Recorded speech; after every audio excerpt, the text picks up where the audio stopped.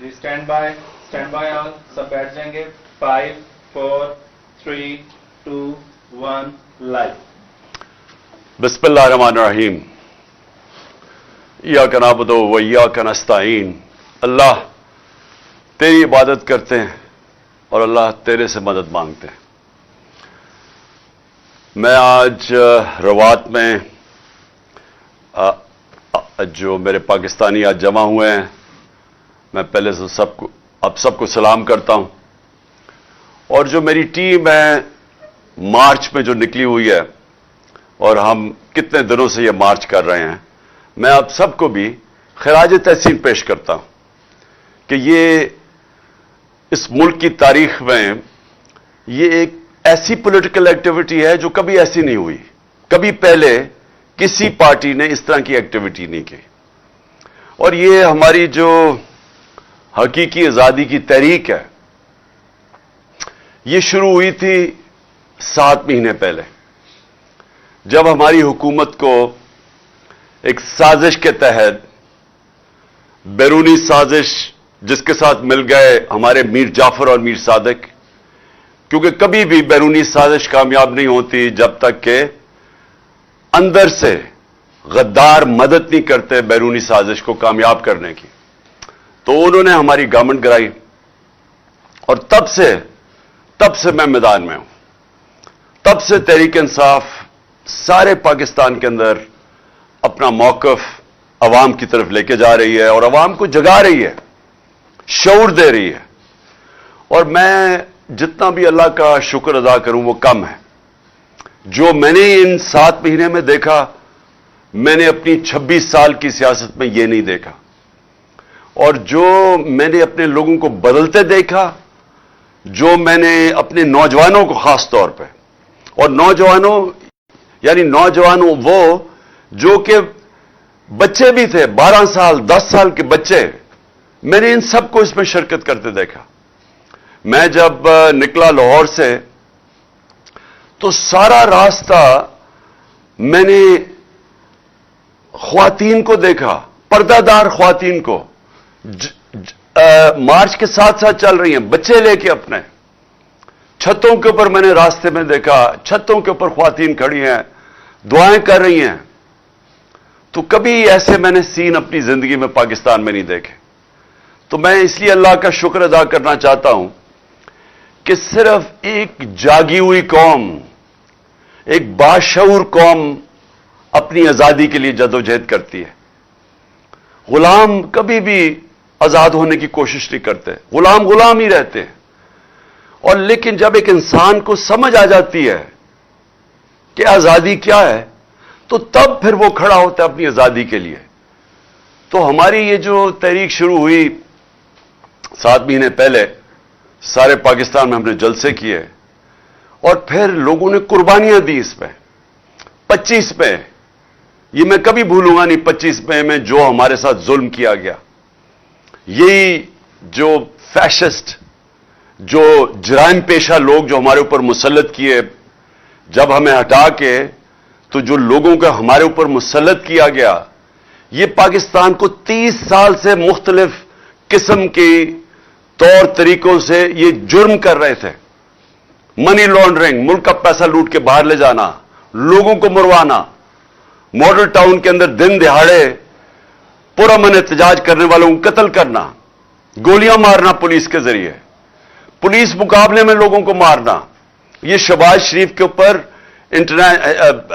Amnesty international یا human rights watch میں 97 سے 99 تک اس کے اوپر رپورٹ ہے کہ اس نے کئی 100 لوگ پولیس مقابلے میں مروائے.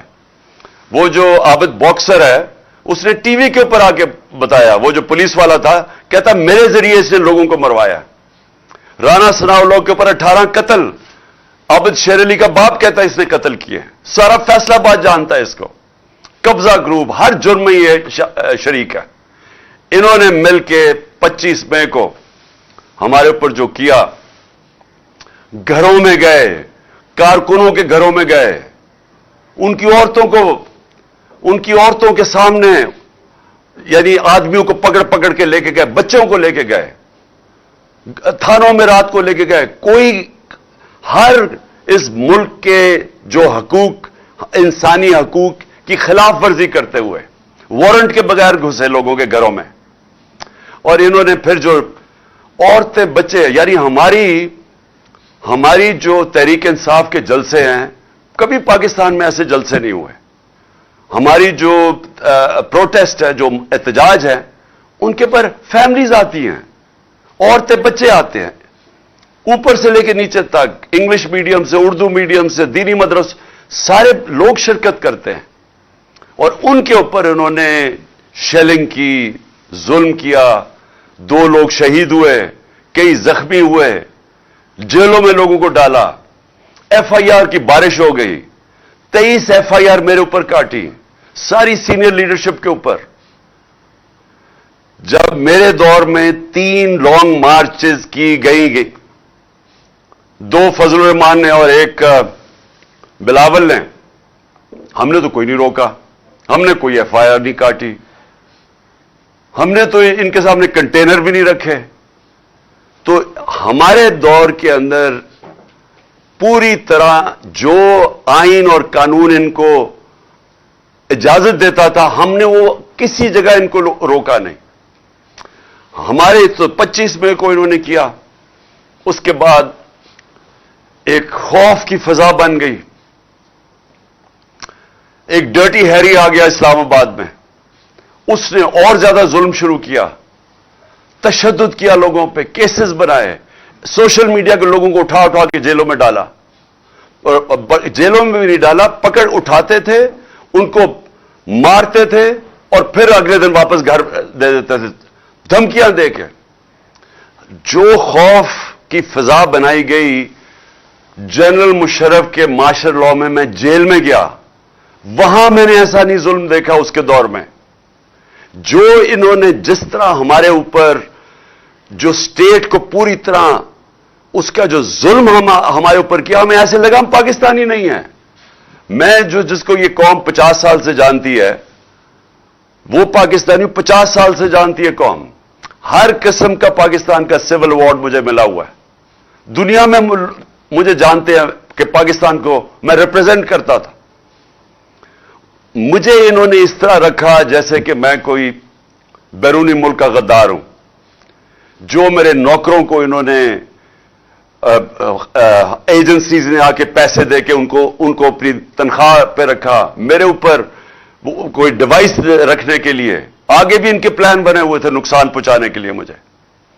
اس کے علاوہ جو انہوں نے شہباز گل کو جس طرح ایک کوئی جملہ کہہ دیا پکڑ کے, ایک جملہ ٹی وی پہ کہا, پہلے تو ٹی وی بند کر دیا ایئر وائی, اس کے اوپر اس کا وہ جو پروڈیوسر تھا اس کو اٹھا کے لے گئے رات کے 3 بجے. شہباز گل کو ننگا کر کے اس کے اوپر تشدد کیا. ایک یونیورسٹی پروفیسر, کوئی عام آدمی نہیں, یہاں چلے کوئی دہشت گرد ہوتا, چلے میں مان بھی لوں, کوئی بیرون ملک غدار ہوتا, کوئی مجرم ہوتا, ایک یونیورسٹی پروفیسر کو انہوں نے ننگا کر کے مارا.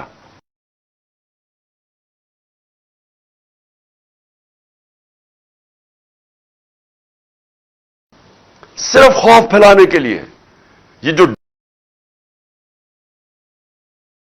ہیری آیا, اس نے سوچا کہ یہ جس طرح یہ پہلے کرتا آیا بلوچستان میں دہشت گردوں کے خلاف, ہمارے اوپر وہ شروع کر دیا. پھر اعظم سواتی سے کیا 75 سالہ سینیٹر, یہ میں آپ بتا رہا ہوں کہ یہ ہماری ملک کی تاریخ میں کبھی ایسی چیزیں نہیں ہوئی. اس کو ٹویٹ کے اوپر مارا, پہلے گھر میں اس کے پوتا پوتیوں کے سامنے, پھر جا کے ننگا کر کے اس کو ایجنسی کے حوالے کیا جدھر اس کے اوپر تشدد کیا گیا. اور اس کے بعد ڈرانے کے لیے کہ اس کا منہ بند ہو جائے, اس کے میاں بیوی کی ایک کیسٹ اس کی بیوی کو بھیجی. کبھی ملک کے ایسے نہیں گرا. اور صرف بتانے کے لیے, کوشش کرنے کے لیے, ہمیں بتانے کے لیے کہ جو تمہارے سے بولے گا ہم تمہارا یہ مثال بنائیں گے. اور پیغام بھیجے گئے. اعظم سواتی کے اوپر جب تشدد ہو رہا تھا تو اسے کہا کہ یہ عمران خان سے ہم یہ کریں گے, کہ جس طرح عمران خان ڈر جائے گا اور چپ کر کے بیٹھ جائے گا. اور پھر میرے اوپر جو जो कातिलाना हमला किया गया, जो मुझे पहले से ही पता था कि तैयारी हो रही है कि दीनी इंतहा पसंद ने जी इमरान खान को मार दिया, पहले किस एजेंसी ने वो वीडियो बनाई, इसलिए जब भी इन्वेस्टिगेशन होगी पता चलेगा कि कौन सी एजेंसी ने ये वीडियो बनाई, किसके कहने पे बनाई, कौन सा वो ऑफिसर था, उसके कहने पे पहले वो बनाई गई, उसके बाद वो एक इनका पालतू कोई वकार सेठी या कुछ है, उसने वो इनसे लिंक है। और मुझे पता था क्योंकि जब मैं वजीर आजम था मुझे पता था एजेंसीज के साथ कौन लिंक्ड है। उसने फिर जाके उसको उठाया, फिर ये दोनों मरियम दोनों ने उसको प्रेस कॉन्फ्रेंस की, फिर पीटीवी पे 4 दिन प्रोग्राम हुआ उसके ऊपर, सिर्फ बताने के लिए कि इमरान खान ने दीन की तौहीन की है। और तैयारी ये कर रहे थे कि अब इसकी आड़ में एक दीनी इंतहा पसंद इसे मार देगा।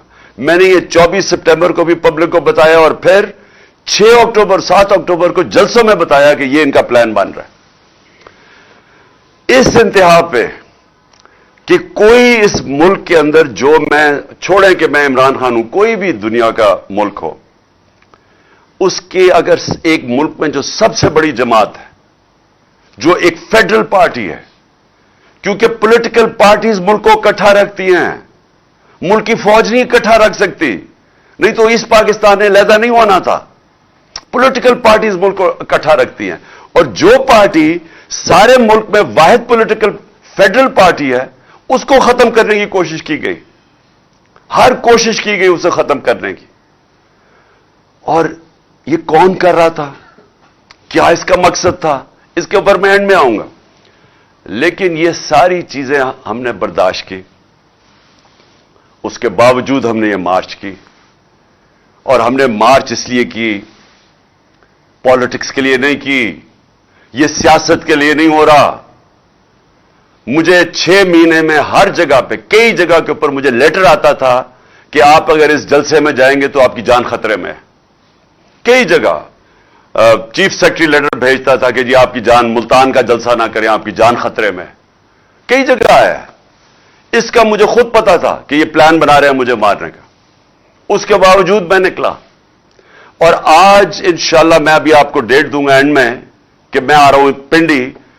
मुझे पता है कि अभी मेरी जान खतरे में है, सबको पता है, क्योंकि ये लोग जिन्होंने अभी कोशिश की है, ये अभी भी वहीं बैठे हैं, तो मुझे पता है जान खतरे में है।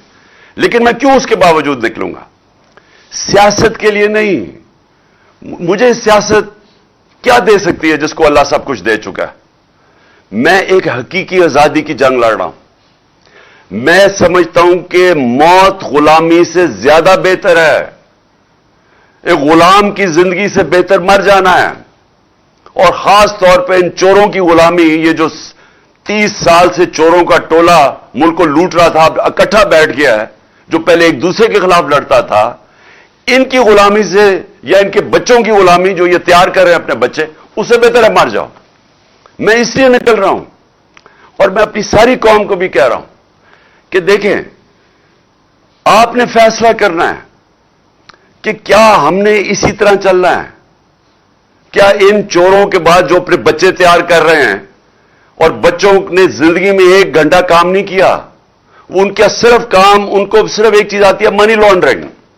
वो छोटे छोटी उम्रों में वो अरबोपति बन गए थे, क्योंकि मां बाप ने उनके नाम पे या चोरी करके पैसा इनके नाम पे चीजें ली हुई हैं। ये जो 4 लंदन में महंगे अरबों रुपए के मेफेयर के जो अपार्टमेंट्स हैं, ये मरियम के नाम पे तब थी जब ये कोई 20-21 साल की थी। और ये जो उसका बेटा है हसन शरीफ, 10 अरब रुपए का घर बेचा इसने लंदन के अंदर। किधर से पैसा आया? तो ये सारे बच्चे शुरू में ही, ये जो तैयार कर रहे हैं बच्चे, इनकी ये खासियत है कि ये मनी लॉन्ड्रर्स है सारे। वो बिलावल, अब बिलावल, मैं आपको ये बताऊं कि सियासत में तो इसका कोई मुस्तकबिल ही नजर आ रहा। उर्दू अभी तक सही तरह बोला नहीं है, यानी हर दफा उर्दू बोलता है तो और लोगों को समझ नहीं आती क्या क्या रहा है। लेकिन इसका मैं आज आपको पेशन गोई करता हूं, इसकी जिंदगी का ज्यादा हिस्सा किस पे लगेगा कि इसके बाप ने चोरी करके पैसा दुनिया में किधर किधर रखा हुआ है। ये अब ढूंढता फिरेगा कि उसके बाप ने चोरी का पैसा किधर किधर रखा हुआ है। तो इनके नीचे अगर ये कुछ समझता है کہ یہ ایک عظیم قوم ان کی غلامی کرے گی، یہ قوم کبھی یہ تسلیم نہیں کرے گی ان کو. اس لیے یہ مارچ ہے، اور یہ جو حقیقی آزادی کی مارچ ہے یہ ابھی ختم نہیں ہوگی. میں آخر میں بتاتا ہوں کہ ہم نے کس دن کیا کرنا ہے، لیکن میں یہ آپ کو بتا دوں کہ یہ مارچ، یہ جب تک ہم اس ملک کو حقیقی طور پہ آزاد نہیں کرتے ہم نہیں رکیں گے. آپ تو حقیقی آزادی کی میں ساری قوم کو یاد کرا دوں، دو اس کے ستون ہیں جس کے اوپر حقیقی طور پہ قوم آزاد ہوتی ہے. سب سے پہلا، قوم کے فیصلے قوم میں ہوں، کسی اور قوم کی غلامی نہ کرے. ہم کسی سپر پاور کی غلامی نہ کریں. لا الہ الا اللہ اس نعرے کے اوپر بنا تھا پاکستان. لا الہ الا اللہ ایک دعویٰ ہے کہ میں آزاد ہوں، میں صرف ایک اللہ کے سامنے جھکتا ہوں، باقی میں آزاد ہوں. ایک خودداری کا یہ دعویٰ ہے، ایک قومی غیرت کا دعویٰ ہے. یہ نہیں ہوتا کہ وہاں جا کے دنیا کے باہر چکر مارو اور ہاتھ پھیلا کے کہو کہ میں مانگنے تو نہیں آیا، میں مجبور ہوں. اس لیے تو یہ نہیں ملک بنا تھا. اس لیے تو قائد اعظم جب ان کو پتا بھی تھا کہ انہوں نے زندہ نہیں رہنا زیادہ دیر، پتہ نہیں چلنے دیا اپنی بیماری کا کہ کہیں پاکستان کوئی رکاوٹ نہ آ جائے پاکستان نہ بننے میں. یہ وہ قربانی تھی. ہم بڑے ہو رہے تھے زمان پاک میں، تو وہاں اتنے لاکھوں لوگ ہندوستان سے جو آئے تھے، شاید ہی کوئی تھا جن کے گھر میں قتل عام نہ ہوئی ہو. تو یہ تو قربانیوں کے نام پہ بنا تھا. اس لیے نہیں بنا تھا کہ ہم انگریز سے آزاد ہو کے تو اب ہم کسی اور سپر پاور کی غلامی کریں. لہذا ایک ہم ملک چاہتے ہیں جو سوورن ہو، قوم کے فیصلے قوم میں ہو. اور مجھے افسوس سے مثال دینی پڑتی ہے ہندوستان کی، ساتھ ہی ہمارے وہ آزاد ہوا تھا. صرف اس ملک کے فیصلے دیکھ لو، فورن پالیسی دیکھ لو، آزاد فورن پالیسی. ملک کھڑا ہو گیا ہندوستان کہ نہیں جی ہم روس سے تیل لیں گے، ہمارے تمہارے ساتھ الائنس ہے امریکہ کے ساتھ کوڈ کے اندر، لیکن ہم فیصلے کریں گے تیل روس سے اس لیے لیں گے کہ ہمارے لوگوں کو سستے تیل کی ضرورت ہے. ہم اپنے لوگوں کے اوپر مہنگائی کا بوجھ نہیں ڈال سکتے. کھڑے ہو گئے، امریکہ ناراض ہوا، لیکن آخر امریکہ کو ماننا پڑا. ہم نے بھی وہی کیا تھا. لیکن یہ جو غلام اوپر بٹھائے گئے ہیں، جو سازش کے تحت آئے ہیں، 7 مہینے ہو گئے، ان کو شرم نہیں آئی کہ ملک مہنگائی میں یعنی لوگ ڈوب گئے ہیں، لیکن انہوں نے روس سے تیل نہیں لیا کیونکہ جو ان کا جو آقا ہے وہ ناراض نہ ہو جائے. ہم چاہتے ہیں کہ پاکستان اگر کبھی بھی ہم کوئی بھی جو فیصلے کریں اس کی نمبر 1 چیز ہونی چاہیے کہ کیا میری قوم کا اس میں فائدہ ہے یا نہیں ہے. ہماری قوم کا فائدہ نہیں تھا جب ہم نے امریکہ کی جنگ میں شرکت کی اور 80,000 اپنے لوگ مروا لیے. یہ ہماری قوم کے مفاد میں نہیں تھا. لیکن اوپر جو سربراہ بیٹھا تھا وہ پریشر ہی نہیں لے سکا، گھٹنے ٹیک دیے. اور یہ جو زرداری اور نواز شریف آئے، یہ اور زیادہ ان کے سامنے لیٹ گئے. 400 ڈرون اٹیک ہوئے ان کے دور میں، 400 ڈرون اٹیک. کبھی دنیا کی تاریخ میں مجھے ایک مثال بتا دیں کہ آپ جنگ کسی کی لڑ رہے ہیں اور وہ آپ کے اوپر بمباری کر رہا ہو. ایک دنیا میں مثال نہیں ہے. کیونکہ یہ کوئی ملک کی آزادی کے لیے ان کا کوئی انٹرسٹ نہیں ہے. یہ 2 خاندان کا انٹرسٹ یہ ہے کہ پیسے کیسے بنانے ہیں، ملک سے باہر کیسے لے کے جانے ہیں، اور پھر اس پیسے کو بچانا NRO کے ذریعے کیا ہے، اور پھر اپنے بچوں کو تیار کرنا ہے کہ وہ پھر آگے چلتے جائیں. اس سے آگے ان کا انٹرسٹ نہیں ہے. پاکستان نیچے جاتا ہے، پاکستان کا دیوالیہ نکلتا ہے، ان کو کیا فرق پڑتا ہے؟ ان کے پیسے ڈالرز میں باہر پڑے ہیں. اگر روپیہ گرے گا بھی تو ان کا تو ڈالر کی قیمت اوپر چلی جائے گی. تو ان کا مفاد تو یہ نہیں ہے کہ پاکستان ایک آزاد خوددار قوم بنے.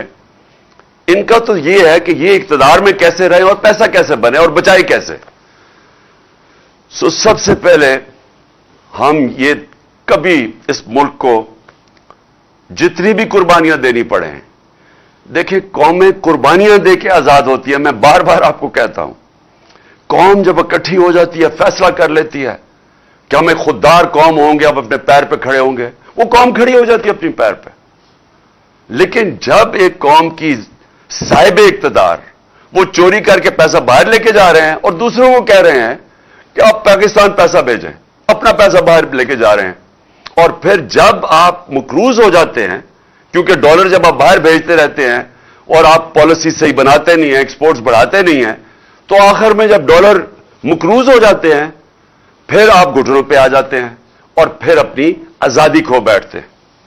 दूसरी चीज, और यह भी मैं आप सबको कहता रहा हूं, मैंने नाम भी अपनी पार्टी का इंसाफ रखा था, कि जो इंसाफ है इसका मतलब है, इसका इंसाफ का मतलब क्या है, मैं फिर यह आपको समझा दूं। कानून के सामने सब एक बराबर। इंसाफ इंसानों को आजाद करता है, क्योंकि अगर इंसाफ नहीं होता माशरे में, तो जो कमजोर होता है वो ताकतवर का गुलाम होता है। जो जंगल का कानून है, जंगल के कानून के अंदर इंसाफ नहीं होता, ताकत की हुक्मरानी होती है। जो ताकतवर है वो कमजोर के ऊपर हर किस्म का जुल्म करता है, वो तो कमजोर को कोई बचाने के लिए नहीं आता। तो जब इंसानी माशरों के अंदर इंसाफ नहीं होता, वो जंगल का कानून बन जाता है। इसका एक नाम दिया हुआ दुनिया ने, बनाना रिपब्लिक। वो बनाना रिपब्लिक बन जाता है जिधर इंसाफ नहीं होता, जिधर रूल ऑफ लॉ नहीं होता। यह हमारा उससे भी बड़ा मसला है, पहले से भी बड़ा मसला, कि यहां इंसाफ ही नहीं है। हमें मिसालें आप बार बार हर रोज देता हूं कि आजम स्वाति को अगर इंसाफ नहीं मिल सकता, पाकिस्तान के सेनेटर को, एक आदमी जो अपनी सारी कमाई बाहर करता है और पाकिस्तान कमाई लेके आता है, उसको इंसाफ नहीं मिल सकता, उससे जुल्म की इंतहा होती है। अरशद शरीफ को इंसाफ नहीं मिल सकता। सारी पाकिस्तान की सहाफी बरादरी को सोचना चाहिए, और मैं थोड़ा मायूस भी हूं अपनी सहाफी बरादरी से, कि जो अरशद शरीफ से हुआ है, औरों से भी हुआ है, लेकिन जो अरशद शरीफ से हुआ, अगर आप इसके ऊपर कोई स्टैंड नहीं लेंगे, और आपको स्टैंड लेना चाहिए था, जिस तरह उसके ऊपर एफआईआर काटी गई, उसके ऊपर धमकियां दी गई। क्यों धमकियां दी गई? कि जो आपका मौकफ है, क्योंकि जो हुकूमत में बैठे हैं वो डरे हुए थे कि सच सामने आ जाए, तो वो साजिश सामने लेके आ रहा था। अरशद शरीफ क्या कर रहा था? वो साजिश सामने लेके आ रहा था जो इस मुल्क से हुई है। तो उसके बावजूद कि वो सच और राय हक पे खड़ा था, उसको धमकियां मिल रही थी, उसको जान की फिर धमकी दी गई। जब वो और इसके घर वालों को सब पता है, अरशद शरीफ की वालदा को सब पता है कौन धमकियां दे रहा था। और आखिर में वो जब मुल्क से बाहर गया और फिर पाकिस्तान बुलाने की कोशिश की, वो कीनिया गया और जो उसको शहीद किया गया। ये अगर अरशद शरीफ नंबर 1 पाकिस्तान का इन्वेस्टिगेटिव जर्नलिस्ट, अगर उसको मार सकते हैं और कोई फिर पूछने वाला नहीं है, कोई इन्वेस्टिगेशन ही नजर आ रही कि होगी सही माने में, किसी को इत्मीनान नहीं है, क्योंकि सबको पता है कि ताकतवर दूसरी तरफ है, और सबको पता है इस मुल्क में कि जब ताकतवर के सामने एक कमजोर खड़ा होता है, इंसाफ नहीं मिलता। मुल्क का एक्स प्राइम मिनिस्टर, जो मैंने आपको कहा कि अगर मैं एफआईआर नहीं रजिस्टर करवा सका, पुलिस वाले कहते कि जी हमारी पंजाब गवर्नमेंट है, हमारी पुलिस है, वो पुलिस वाले कहते जी अगर आपने मैं इस्तीफा दे देता हूं, मैं नहीं ये कर सकता, क्योंकि ताकतवर था दूसरी तरफ। डर्टी हैरी, उसका नाम सुन के सारे डर जाते थे। ये भी तैयार हो गए कि हां जी प्राइम मिनिस्टर के खिलाफ भी कर देंगे, और जो वो है दूसरा इंटीरियर मिनिस्टर उसके खिलाफ भी। लेकिन ये कोई खास है कि इसको हम नहीं कुछ कर सकते, ये कोई ऐसी ताकत वाली चीज है, ये कानून के ऊपर है, इसको लाइसेंस टू किल है, ये जो भी करेगा हम इस मुल्क का कानून इसको नहीं पकड़ सकते। तो ये बात मेरी नहीं है, अब ये अब सबकी है, सारी कौम की है, कि अगर ये ऐसे मुल्क चलाना है, ये मुल्क हम जो मर्जी कर लें, जितने मर्जी टैलेंटेड पाकिस्तान हो जाए, हम जितनी अच्छी पॉलिसीज लेके आ जाएं, ये मुल्क कभी कामयाब नहीं हो सकता। حضرت علی رضی اللہ تعالیٰ کا قول ہے, اور میں یہ بار بار اب سے نہیں 26 سال سے یہ بتا رہا ہوں کہ کفر کا نظام چل جائے گا, لیکن ظلم اور ناانصافی کا نظام نہیں چل سکتا. اور اگر آپ نے دیکھنا نہیں چلتے ہوئے تو ساری ڈیولپنگ ورلڈ غریب ملک دیکھ لیں, جس کو ڈیولپنگ ورلڈ کہتے ہیں وہ سارے غریب ملک ہیں. ایک ایک غریب ملک آپ جا کے دیکھ لیں, سب یہی حال ہے. ادھر بھی ایسے لوگ بیٹھے ہوئے ہیں, شریف اور زرداری خاندان چوری کرتے ہیں, پیسہ باہر بیچتے ہیں, ان کا انصاف کا نظام نہیں ان کو پکڑ سکتا. ادھر بھی ڈرٹی ہیری جیسے لوگ بیٹھے ہوئے ہیں جو کہ اتنے تکڑے ہیں, سب ڈرتے ہیں ان سے. ان کو وہ جو مرضی کریں کر سکتے ہیں, قانون کے اوپر ہے وہ.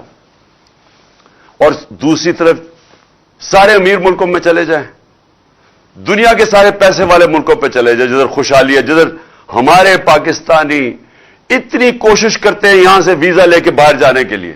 ہمارے نوجوان ترستے ہیں کہ ہم کسی طرح باہر چلے جائیں. کیوں کرتے ہیں؟ کیونکہ وہاں خوشحالی ہے. تو خوشحالی کی بنیاد کس پہ رکھی گئی ہے؟ انصاف کے اوپر. وہاں سب سے بڑی چیز انصاف ہے. میں جب برطانیہ میں گیا تو وہاں آپ کو کوئی قبضہ گروپ نہیں نظر آتا. کسی کی زمینوں پہ قبضے کسی کی ضرورت نہیں ہے کرنے کی, کیونکہ عدالتیں انصاف کرتی ہیں. وہاں آپ کو اگر کوئی طاقتور یہ سمجھتا ہے کہ وہ قانون توڑے گا اور وہ بچ جائے گا, برطانیہ کا پرائم منسٹر بھاری اکثریت سے جیتنے والا بورس جانسن ایک قانون چھوٹا سا توڑتا ہے. یہاں خبر بھی نہیں بنی تھی پاکستان میں کہ وہ ایک آفس کے لوگ جمع ہو جاتے ہیں جب وہ کورونا کے دور میں سوشل ڈسٹینسنگ تھی. اس چیز کے اوپر وہ ریزائن کر دیتا ہے کیونکہ اس نے قانون توڑا ہے جو لوگوں کے لیے بنایا ہوا تھا.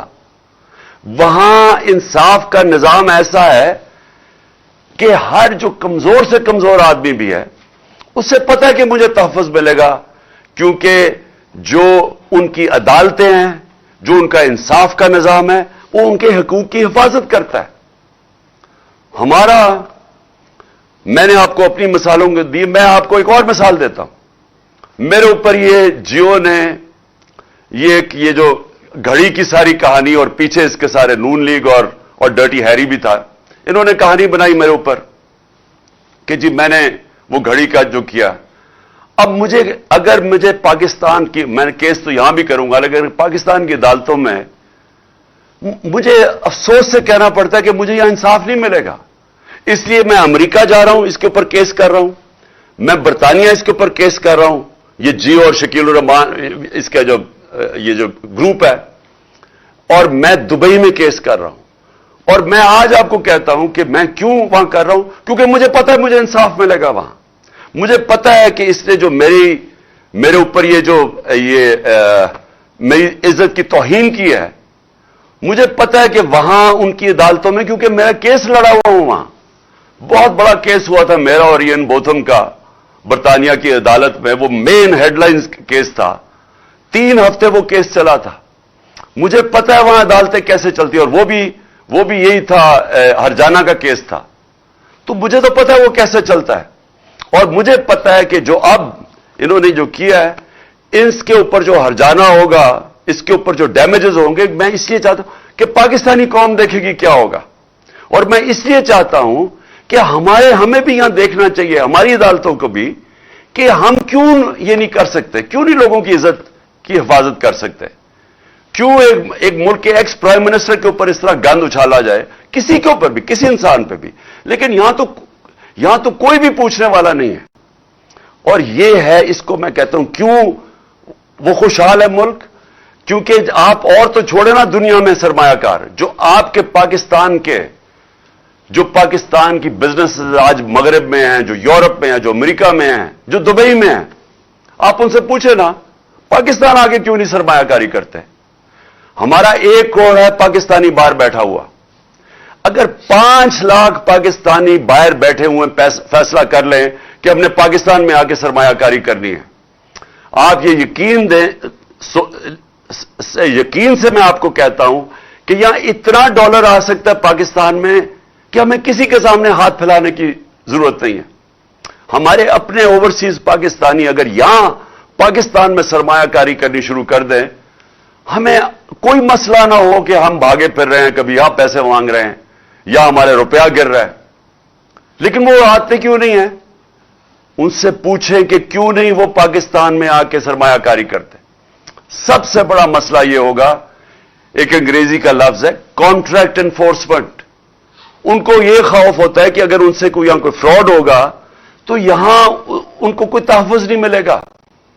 यहां अगर वो प्लॉट भी खरीदते हैं तो उनके ऊपर भी कब्जे हो जाते हैं। मैं जब बाहर जाता था पैसे इकट्ठे करने के लिए बैरून मुल्क पाकिस्तानियों से, शौकत खानम के लिए, नमल के लिए, तहरीक इंसाफ के लिए, तो मेरा जब उनसे मैं मिलता था, और अब से नहीं 30 सालों से बात कर रहा हूं, हमेशा वो ये कहते थे कि हमारे प्लॉटों के ऊपर कब्जे हो जाते हैं और वो केस फंस जाता है जाके अदालत में, और फिर वो आखिर में हमें वो कब्जा ग्रुप आगे कहता है अच्छा जी जो प्लॉट की कीमत थी 1000 रुपए, वो कहते हैं जी 100 रुपया लो और जान छोड़ो।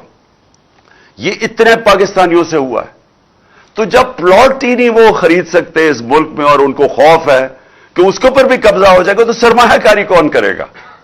तो हमारे मुल्क का जो मुस्तकबिल है वो जिधर ये ले आए हैं पाकिस्तान को, जो हमें खड़ा कर दिया, दिवालिया निकाल दिया हमारा इन 7 महीने में, अब जो आगे हमने मुल्क को जब उठाना होगा तो उसके लिए हमें अपने मुल्क में कानून की बालादस्ती कायम करनी होगी।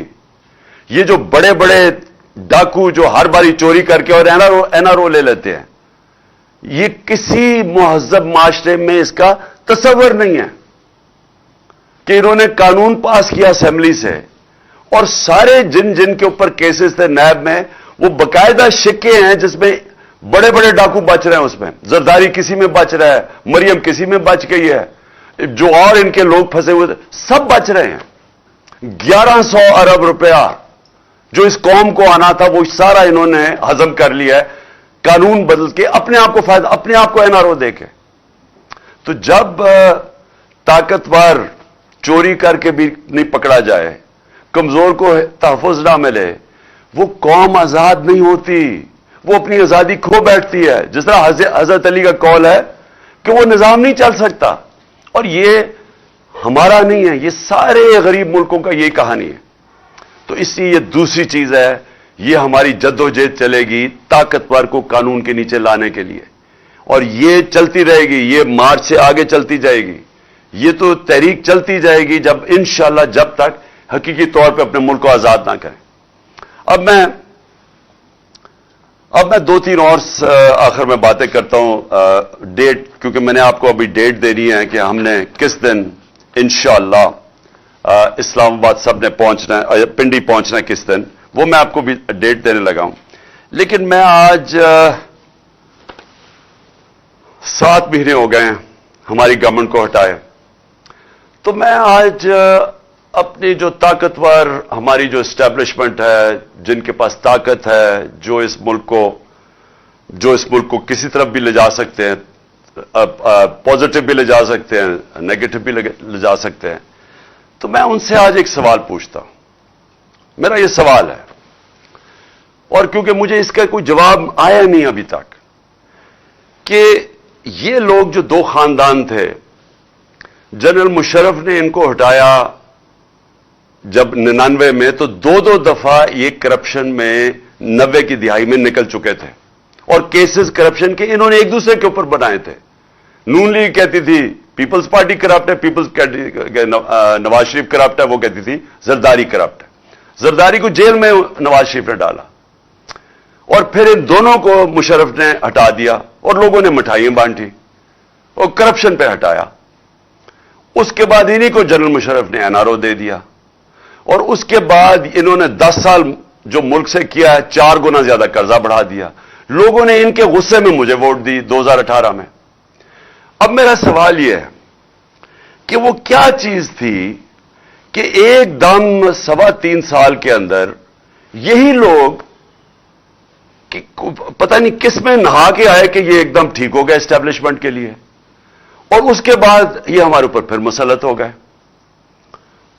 चले मानते हैं कि एस्टैब्लिशमेंट ने कोई इसके ऊपर साजिश नहीं की, लेकिन रोक तो सकते थी ना, जानते तो थे इनका माजी क्या इनका माजी नहीं पता था?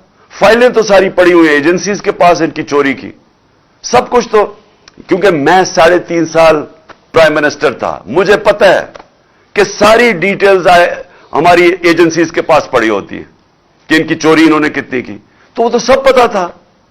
तो वो क्या चीज हुई कि इनको फिर हमारे ऊपर मुसल्लत कर दिया? बैरूनी साजिश कामयाब हो ही नहीं सकती जब तक अंदर उनकी मदद ना हो। तो मेरा सवाल यह है कि अब 7 महीने के बाद कोई एक भी मुझे चीज बताएं कि इन्होंने मुल्क के अंदर बेहतरी की हो। मुझे एक चीज बता दें।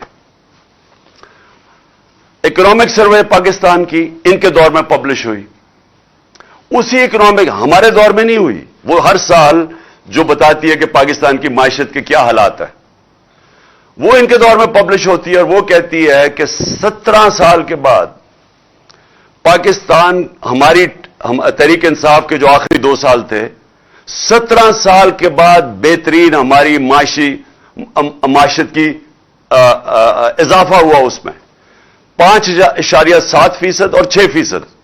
ये 17 साल के बाद कोरोना के बावजूद ये हमारी माशत ऊपर आ रही थी। उसी इकोनॉमिक सर्वे में लिखा होता है कि 50 साल के बाद हमारी जो इंडस्ट्रियल ग्रोथ है, जिसमें असल में नौकरियां होती हैं, नौकरियां मिलती हैं, जिसमें दौलत में इजाफा होता है, वो होती है जब इंडस्ट्री आपकी बढ़ती है। तो 26 से 27% हमारी लार्ज स्केल मैन्युफैक्चरिंग बढ़ी। फैसलाबाद के अंदर मजदूर नहीं मिल रहे थे टेक्सटाइल फैक्ट्रियों के। मुझे टेक्सटाइल वालों ने कहा कि जनाब हमें बाहर से मंगवाने पड़ रहे हैं या मजदूरों की शॉर्टेज हो गई है। तारीख में सबसे ज्यादा टेक्सटाइल इंडस्ट्री की ग्रोथ हुई, तारीख में सबसे ज्यादा एक्सपोर्ट्स बढ़ी, तारीख में सबसे ज्यादा बाहर बैरून मुल्क पाकिस्तानियों ने हमारे ऊपर एतमाद करते हुए सबसे ज्यादा रेमिटेंसेस पैसा भेजा। तारीख में सबसे ज्यादा पाकिस्तान की आमदनी, टैक्स कलेक्शन बढ़ी। और तारीख में 4 फसलें जो पाकिस्तान की थी, क्योंकि हमने किसानों की मदद की, क्योंकि हमने उनको सब्सिडाइज करके चीजें दी, उन्होंने अपनी 4.5% हमारी ग्रोथ रेट थी, यानी हमारी इजाफा हुआ ज़राअत में, जो 17 साल के बाद था। तो जब मुल्क आगे बढ़ रहा था और जब हर चीज पॉजिटिव हो गई, कोरोना के मुश्किल वक्त से हमने मुल्क को निकाल लिया, दुनिया ने माना कि ये पाकिस्तान की जो परफॉर्मेंस है कोरोना में, दुनिया ने, world economic forum, world health organisation, जो इकोनॉमिस्ट, उसने जो इकोनॉमिस्ट मैगजीन ने दुनिया की सर्वे की, उन्होंने कहा 3 मुल्कों में से पाकिस्तान लगातार 2 साल टॉप पे आया है दुनिया में। तो दुनिया ने माना कि हमने बेहतरीन गवर्नेंस दी मुश्किल वक्त में। क्राइसिस, जो सदी में एक दफा क्राइसिस आता है, जो कोरोना आया था, दुनिया कहती है कि हमने सबसे बेहतरीन उसको मुल्क को निकाला। तो वो कौन सी क़यामत आ गई थी कि हमें उस वक्त गिरा के तो इन चोरों को ऊपर बैठा दिया। अच्छा चला, मैं मानूं कि अगर आपने, शायद किसी को गलत फहमी हो कि शहबाज शरीफ इश्तिहारों के अलावा भी तरक्की कर सकता है, शायद वो समझते हो कि वाकई वो कुछ कर सकता है। लेकिन ये जरा आप देख लें, शायद वो समझे कि इसहाक डार जो 2 दफा 99 में भी इकोनॉमी बैंकरप्ट करके गया, फिर 2018 में पाकिस्तान की इकोनॉमी बैंकरप्ट थी, उसके बाद जो शायद उन्होंने समझा हो कि ये कुछ सीख गया। तो लेकिन आज मुझे 7 महीने बाद बताएं, मुझे एक चीज बताएं पाकिस्तान की जो पॉजिटिव किया इन्होंने। आज अगर पाकिस्तान की अपनी बिजनेसेस हैं, उनका गैलप का सर्वे है कि 88% बिजनेसमैन कहता है कि हम गलत तरफ जा रहे हैं, यानी उनका इत्मीनान चला गया इस हुकूमत पे। बैरून मुल्क जो कि रिस्क असेसमेंट होती है कि आप पाकिस्तान कर्जे वापस कर सकता है या नहीं, वो 85% आप कह रहे हैं कि पाकिस्तान कर्जे वापस नहीं कर सकता। तो ना बाहर के लोगों को इस पे इत्मीनान रह गया, ना अंदर किसी को इत्मीनान है इन पे, अपनी बिजनेस को भी नहीं है। और तो गवर्नेंस का यह हाल है कि 53% दहशतगर्दी बढ़ गई है 7 महीनों में। तो इनके पास तो टाइम ही नहीं है इन चीजों का सोचने का। ये तो अपने केसेस ही माफ करवा रहे थे। ये तो हमारी पार्टी को सिर्फ दीवार से लगाने की, ताकि किसी तरह ये مجھے ڈسکوالیفائی کر الیکشن جیت جائے. ان کا تو اور کوئی کام ہی نہیں. تو میں سوال یہ پوچھتا ہوں کہ ان کے تو پیسے باہر پڑے ہیں, ان کا تو سٹیک پاکستان میں نہیں ہے. یہ جو نواز شریف کا تو سارا ٹبر باہر چلا گیا. تو میں یہ پوچھتا ہوں کہ اپنی اسٹیبلشمنٹ سے کہ آپ نے آج مجھے یہ بتا دیں کہ مجھے پاکستان کا کیا فائدہ ہوا ہے. 7 مہینے میں یہ رجیم چینج سے اس ملک کو فائدہ کیا ہوا ہے. مجھے ایک چیز میں پوچھنا چاہتا ہوں, کیا کسانوں سے پوچھیں, جائے کسانوں سے پوچھیں کہ کیا حالات ہیں ان کے آج, انڈسٹری سے پوچھیں, آج نوجوانوں سے پوچھیں, آئی ٹی سیکٹر سے پوچھیں جو 75% ایکسپورٹس ہمارے دوران بڑھی تھی آئی ٹی کی, جو فیوچر ہے ملک کا. مجھے کسی سیکٹر سے بتائیں کہ کسی کو فائدہ ہوا ہے ان کے آنے سے. آج وہ لوگ جو ہمارے پر تنقید کرتے تھے وہ آج دعائیں کر رہے ہیں کہ آپ کسی طرح واپس آئیں. میں صرف پھر یہ سوال پوچھتا ہوں کہ کچھ تو ذہنوں میں سے گزری ہوگی کہ جناب ہم ان کو چوروں کو واپس آنے دیں. کچھ تو سوچا ہوگا کہ یہ کوئی فائدہ کرائیں گے پاکستان کو. اور میں حیرت یہ ہے کہ 30 سال سے ان کا ٹریک ریکارڈ ہمارے سامنے ہے, اور ہماری اپنی اسٹیبلشمنٹ نے بار بار ان کو کرپٹ کہا ہے. اپنی اسٹیبلشمنٹ نے 2 دفعہ نکوالا ہے ان کو 90 کی دہائی میں, جب یہ ان کی کرپشن کی وجہ سے. تو میں ابھی بھی میں حیران ہوں کہ کوئی بھی شاید مجھے اس کا پتہ چل جائے کہ کوئی وجہ ہو یا ان کو کوئی نظر آئی ہو چیز کہ جو ان میں کوئی صفت ہو وہ شاید مجھے نہ نظر آ رہی ہو. لیکن میں آخر میں آج اپنے سارے پاکستانیوں سے مخاطب ہوں. دیکھیں, یہ جو وقت ہے اس کے اندر آپ ساری قوم کو میں کہہ رہا ہوں, آپ نیوٹرل نہیں ہو سکتے. آپ اگر آج نیوٹرل ہو گئے, آپ کے بچے پچھتائیں گے, آپ کی آنے والی نسلیں پچھتائیں گی کہ جب آپ کو امر بالمعروف پہ چلنا چاہیے تھا, جب آپ کو ناانصافی کے خلاف جہاد کرنی چاہیے تھی, اور آپ گھروں میں بیٹھ گئے. عمران خان کو میں آپ کو پھر سے کہتا ہوں, مجھے کوئی ضرورت نہیں ہے کہ اپنی جان خطرے میں ڈال کے باہر نکلوں. جب مجھے پتا تھا اس کے باوجود, اور جب مجھے آگے بھی پتا ہے, لیکن یہ میں بچپن سے میرے ذہن میں یہ تھا کہ میں کبھی غلامی سے بہتر مر جانا ہے. یہ غلامی ہے یہ جو ہو رہا ہے. میں اپنا FIR نہیں رجسٹر کروا سکا ایکس پرائم منسٹر. مجھے پتا کس نے یہ ساری سازش کی تھی, مجھے وہ تینوں کا پتا ہے انہوں نے مل کے کی تھی, لیکن میں نہیں کر سکا. تو سوچ لیں کہ آپ میں سے کہ آپ عوام میں آپ کے پاس کیا حقوق ہے. آپ کے پاس, آپ سے اگر طاقتور ظلم کرتا ہے آپ کیا کر سکتے ہیں؟ انسان اور بھیڑ بکریوں میں فرق ہے. انسانوں کے حقوق ہوتے ہیں. بھیڑ بکریوں کو ڈنڈے مار کے جدھر مرضی آج کہہ دیں کہ یہ چور ہیں تو کل کہہ دیں کہ یہ پاک ہو گئے ہیں تو وہ ادھر ہی چلیں گے. انسانوں کے حقوق ہیں. انسان جب تک اپنے حقوق اور آزادی, جب تک اس کے لیے رائے حق کے لیے نہیں کھڑا ہوتا, انسانی معاشرہ جانوری معاشرہ بن جاتا ہے. جانوروں کا معاشرے میں جنگل کا قانون آ جاتا ہے, جو اس وقت مجھے افسوس سے کہنا پڑتا ہے پاکستان میں ہے.